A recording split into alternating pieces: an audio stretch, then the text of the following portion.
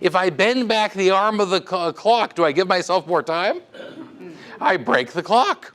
If I leave the clock alone, it measures time. If I mess with it, it doesn't do anything at all. And that's kind of where we are with money. So why should you care about all of this? Well, it's very relevant because for about 80 years now, the official economic policy of the United States government has been based on the writings of an economic quack named John Maynard Keynes, who back in the 30s said that the government could fix a recession. How? By throwing money around. And we've been following his advice ever since then. And if you look closely, he's making that same freshman mistake. He's confusing the money with the prosperity, with the wealth. And so I wanted to talk tonight about Keynes and his ideas. Not because he's right. He's probably one of the wrongest people in the history of economics. He's got ideas that have never, ever, ever worked. Not once. But you need to know them. You need to be familiar with this because our country is being run on the assumption that he is right. That's why you need to know this. Okay, this is not like you're not knowing it's protecting you from it. It's not. So my first question for Keynes was a very simple one. Where does the government get the money from that it's going to use to stimulate the economy? Governments only get money three ways. They can tax it, they can borrow it, they can print it. If you know of any others, tell me afterwards, okay? I only know those three. And if we go through these, let's start with the taxation. If the government taxes your money away from you and then gives it back to you, are you stimulated?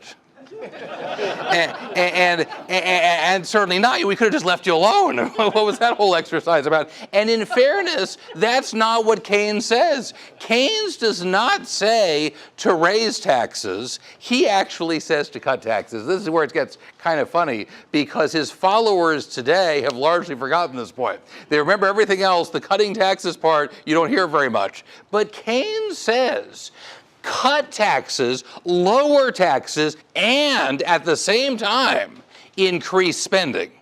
He says spend more, tax less, because the secret to prosperity, says John Maynard Keynes, the official economist of the United States government, he says the secret to prosperity is deficits. He says deficits are good, deficits are the road to prosperity, and bigger deficits are better than smaller deficits. Now, you may recall that back in 2009, when Obama was first elected, he launched $1 trillion stimulus to stimulate the American economy. You remember that? And it achieved what economists call a dead cat bounce. You know what that is? That's when you throw a dead cat on the ground and see how high it bounces. Okay? Obama said if we don't pass this stimulus, unemployment could reach 8%. So they passed it, and it reached 9.5%. And so last year on Fox News, they were observing the 5th anniversary of the Obama stimulus. And they had on the obligatory conservative commentator and the obligatory liberal commentator. And what does the liberal lady say? Because we were talking about why it didn't work. What do you think she said? She said it wasn't big enough. That's why it didn't work. It wasn't big enough. And it triggered a memory for me because when I was in college, we were learning about the Great Depression and Roosevelt and the New Deal, and he had all of these programs, and they didn't work. You know that, right? They did not work. After 6 years of Roosevelt and the New Deal, about where we are now with Obama, after 6 years, do you know what the unemployment rate was? 18%. Not 8%, 18%, and rising. It wasn't going down, it was going up. And I said to my professor, how come all this stuff Roosevelt did, it didn't work? And you know what he said? He said it wasn't big enough. It's a nice trick. It never works. It's never big enough, okay? They got their rhetoric down pat, okay? The economics may be wrong. Their rhetoric is perfect. And so what Keynes says is that you can stimulate an economy with borrowed money because we can raise the pond by filling it with water that we borrow. We're not taking it out like taxation. We're just putting it in. But of course, that's not true. Because where do you borrow it from? The planet Neptune? You're borrowing it from the economy. Where else? Every dollar borrowed must be lent. Must it not? Dollars borrowed, dollars lent. Do you think there's any difference between the two numbers? The reason that borrowing and lending exist in the world is very simple. There are some people on earth who have more money than they want to spend right now. There's other people who want to spend money right now they don't have. So you know what happens? Catch this. The guy who wants to spend money he doesn't have goes to the guy who has money he doesn't want to spend and borrows it. Usually there's a bank in the middle. But the bank's just a broker. The bank's a middleman. The guy who wants to spend money he doesn't have is borrowing it from the guy who has money he doesn't want to spend every single time. Could it be otherwise? And if the government borrows the money, there's obviously less money for everybody else to borrow. So you are taking it out of the economy. You're just taking it out of the credit system instead of out of the tax system.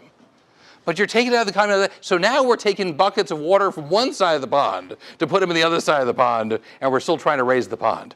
But Keynes disagrees with me. He says, no, deficits are good. Debt's what's going to lead us to prosperity. So the third thing you can do is print the money. And print it we do. If you're one of those people who's worried that we're borrowing our deficit from China, stop worrying. We haven't borrowed a penny from China for years and years now. We are printing the entire federal deficit, about $1 trillion a year. And we've been doing it for years and years. It's brand new printed money. And what's wrong with that? Well, the problem is you devalue the money you've already got. Again, how could it be otherwise? How could you make more of anything and not reduce its value? I have had people who have said to me, no, you can just print money in Washington and it won't hurt the value of money. If that's true, then why do we do anything else? Why do we waste our time? Why do we have a tax at all? We should get rid of the income tax and print the entire federal budget if it doesn't make any difference. Okay, why go through the trouble of having all those 1040 forums every April? So anyhow, so that's what you do. And when I do my seminar, I didn't bring it with me today. When I do my seminar, I usually bring with me one of my most prized possessions, because I am the proud owner of a $100 trillion bill. And it's real. It's not fake. It's not counterfeit. It's not a toy. It is a genuine, real currency, real 100 trillion with a T dollar bill from Zimbabwe, where 100 trillion Zimbabwe dollars will buy you a 12-ounce Pepsi. That's what you feed into the soda machine to get your soda in Zimbabwe is 100 trillion. And people say, that's crazy. Whose idea was that? 100 trillion to a Pepsi? Well, nobody decided that per se, but the government of Zimbabwe for years and years practiced an economic policy very much like the one we're practicing now. They would run out of money, they printed more. And they made some important discoveries. I call this the Zimbabwe School of Economics. They discovered that it costs no more to print a $100 trillion bill than it costs to print a $1 bill. Did you know that? The zeros are free. The printers just throw those in for free. So the government of Zimbabwe would call up the print shop and say, we need another tractor trailer truck full of money, only this time stick 3 more zeros on the end of everything and ship it on down here because we're fresh out of money again.